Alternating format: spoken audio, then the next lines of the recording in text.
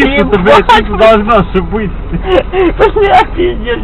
А ты как на заправке забираешь, так А я еще заехал, обычно не такая заправка с магазина. А Лукойл, ну, блядь, странный Лукойл. Ты что забыл, блядь?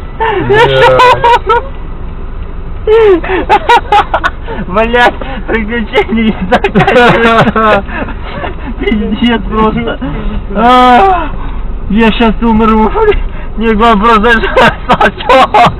вы даже красозабор, блядь. Да, блядь, без навигатора называется, причепиздили. Это просто эпично, эпик фейл, блядь. А дохуя проехал. Да, конечно, дохуя, я мчу как бешеный. Ебать, в Москве просто прослушали сегодня. Прикиньте, мы пиздили.